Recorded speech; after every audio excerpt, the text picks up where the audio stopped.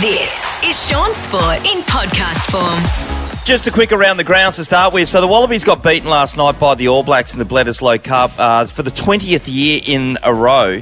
We were robbed though, weren't we? Yeah, so 39-37 was the final score. Australia were 1 minute away from winning. They were up 37-34. Okay. The referee's given Australia a penalty, so that means that they've got retention of the ball. So in rugby, what you need to do then is boot it as far as you can out of bounds. Yep. Then everyone goes up to where the point of the ball goes out of bounds, and you defend. Time. Yeah, you waste the time, you defend, you defend, and the game's over and you win. They win the Betrayal Logue Cup for the first time in 20 years. So we went to we took the free kick, and it was White, who we've had a chat with a few times. Nick White, who got the penalty. Then he's standing there with the ball, and the umpires decided to say, "You're wasting time." Reversed the call, gave it to New Zealand. They've done a few plays and scored with less than a minute to go. And time had stopped at that point. Well, the referee said that he had blown time off. So if he's blown time off, or he hadn't, Don't say blown time off. then there's no penalty because it doesn't matter about what's happening. So he made an absolute error, big time, and it's cost Australia a chance of winning the Betrayal Logue Cup for the first time in 20 years. So was it a bad call? Unbelievably bad call. And so is it officially a bad call that was wrong? Yeah, well, everybody's saying it's 100% wrong. My social media, like Facebook, blew up. And it was just everybody, I hadn't even watched it. And I'm looking go, what the hell happened here? Because they're like, the Kiwis paid the ref kind of stuff. And it's like, how bad was it? It looked pretty bad. Well, it's sold out. And as I said, we haven't won it in 20 years. No. We're about to win it. We're about to win it. Finally. So close. So that happened overnight. We know that Roger Federer retired, 20-time Grand Slam winner, 41 years of age. He said he'll go on that senior circuit where they pay you like a couple of $1 million just to turn up at Dubai and hit the ball over the net and, raise the bat. Oh, like the caster cocoon just walking around. He's even his retirement announcement, he is just the classiest athlete, I think, going around, isn't he? How much money does he have? Oh, I think he's won over $100 million US in terms of prize money, let alone all his sponsorship. Yeah. So and he has a $1 lot of sponsorship. Probably $1 billion, I mean, like, in this day and age, that'll just get him like through retirement, won't it? Yeah. That with money? inflation. Absolutely. And finally, let's talk about the footy. There's been a lot happening down at Fremantle. We'll start off with Rory Lobb in the paper and some of the websites are saying Fremantle aren't letting him go. And if you saw Peter Bell on the TV last night, well, this is what Belly had to say about Rory Lobb. Rory indicated that he was seeking a trade. We had a conversation with Rory where informed him that due to his contracted status and also the importance that he has for our structure, that we wouldn't be able to facilitate a trade for Rory. It's bad news for Rory. He just spent $1.85 million on a house in Melbourne. Yeah, so his missus moved into that house 2 weeks ago. So there you go. I think Rory will find his way over there. So he wants to play for the Bulldogs, he's said. Yes, he does. Yep. That deal's been in the works since half-time. But how will he find his way if they're not willing to let him go? And he's a contracted player. Then what will happen? How do you get out of that? Well, you got to go with the tough talk to start off with, that kind of scenario. Oh, you better dye his hair a different colour then. Yeah, that's right. Didn't they do this last season? Didn't he want to leave last season? And they said, no, you're a contracted player, so they made him play this season. Yeah, it's all about getting the right deal at the right time for him to be able to move. We'll see what happens with that one. The other one, which I said would not happen in how long? Oh, a million years. We actually brought it up with Shaun. Shaun said, nah, it will not happen. He will not leave. And even if he had a chance to leave, he wouldn't want to because he wants to stay and win a premiership because the Dockers have never been closer. Who is it, Shaun? Our good friend Griffin Logue. What's he doing, Shaun? He's decided to started to go, actually. Here's Peter Bell again. He's requested a trade.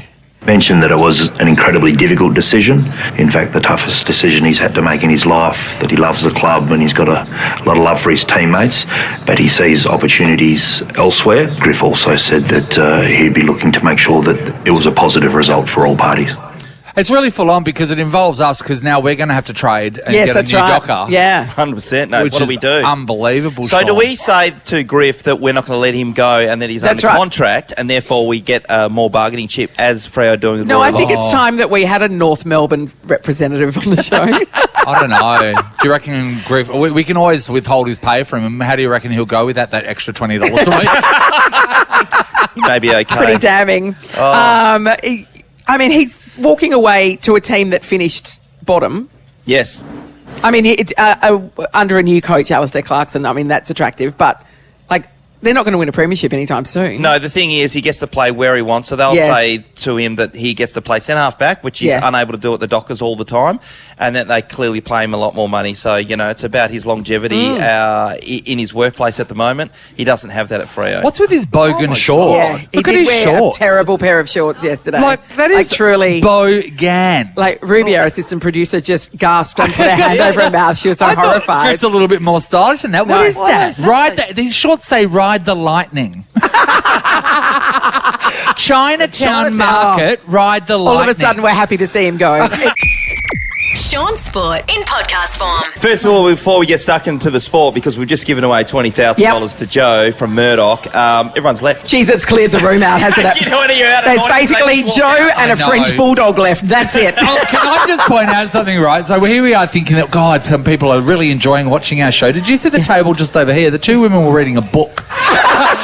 They both of them, and they didn't come together. They just both brought out books out of the thing, and they were both reading just novels. I'm surprised there was nobody doing a jigsaw, to be honest. It was hilarious. We're a big deal. Yeah, anyway. Well, we're just going to touch on the fact that earlier this morning we did talk about our good friend Griffin Logue, who's spinning the wheels for the Dockers. And you said he definitely wouldn't. No, and Peter Bell said in his address that he said it was one of the toughest decisions of all time for Griffin to make. Of course, he's got the podcast with David Mundy. Yeah. David Mundy's left. Griffin's left. They can still podcast together, though. They could probably still... It's possible. Yeah, absolutely. The other thing is... Griffin was a really strong personality in the club, and he was a real glue with all the other players going around. He's one of those very people, likeable. Yeah, and so that's going to be difficult to replace. And I just wonder going forward, when you lose so much experience, and Rory Locke's one, so he's going to eventually go. I know Peter Bell said no, but in my opinion, he'll end up going. And then you've got... Oh, well, that means he's staying for life. Yeah, Shaun. Then you got Griff, obviously. He's been a part of the team and strongly for a while. Blake Acres has had the best season he's had in AFL in a long time, played well over 100 days. So, it's a lot of experience walking out the door, isn't it? And then you replace them by 18 to 19-year-olds. With freshies. It makes it difficult. Can I just say something right now? I'm really enjoying this sports chat. You know why? Because for the first time with the people here, that's you, Nat, myself and Dave Callan, I think I am the person that that knows more than one person here. Oh, right. You don't know the least. Dave, do you know any of these names we're talking about? No, I wished I was reading a book. Hang on, I think I've got one. So Dave just sat there, and as we were doing that chat, his microphone got lower and lower. It's like, I've got nothing to contribute. Well, it's a big game tonight, actually, and I think everyone's tipping Geelong to beat Brisbane tonight. That's at the MCG. That'll be pumping. Sydney over Collingwood. We'll wait and see with that one. Collingwood normally play pretty well over Sydney. But if you were to pick a sport to talk about, Dave, do you have one off the top of your head where you know that you can be a part of? Oh, yeah, definitely. It would have to be synchronised swimming. Okay, tell us everything you know. Yeah. Who's your favourite synchronised swimmer? Oh, the big German man. From Bulgaria. That doesn't make any sense. Do you follow any sports? None whatsoever. None? No. No. I thought, never mind. I don't follow any sports at all. Did you ever play? What was the sport you used to play? You did play. I don't hate them. I don't connect. So wrestling was the one you're into, wasn't it? Wrestling? Wrestling, yeah, Greco-Roman, Bulgarian wrestling. I like the one with the oil and the jeans. Oh, that's that's wrestling. That's different. That's wrestling. I did like pro wrestling. Me and your cousin used to watch. Yes. Sports entertainment, they call that, though. Yeah. Yeah. So the WWF. Who was your favourites in the day growing up? Oh, I used to love Shaun Michaels. Yeah. And I used to love the Big Boss Man. What about Randy the Macho Man Savage? Hell yeah, brother! Well, no, that was a different guy. Hulk Hogan, isn't it? Yeah. What about the Ultimate Warrior? Oh, the Ultimate Warrior was batshit nuts. Neurodivergent. I was there for it. I loved him. He was so weird. He just had tassels on, but on no his clothes. biceps. Yeah, on his biceps. Yeah. Yeah, another one very much. Well, it's a good. Is that the end of your sports segment? That's it, mate. Okay. Yeah. I think you really nailed it. Well Geelong done. and Sydney to make it through the grand finals. We'll see. Sean Sport is a Nova podcast. For more great comedy shows like this, head to novapodcast.com.au.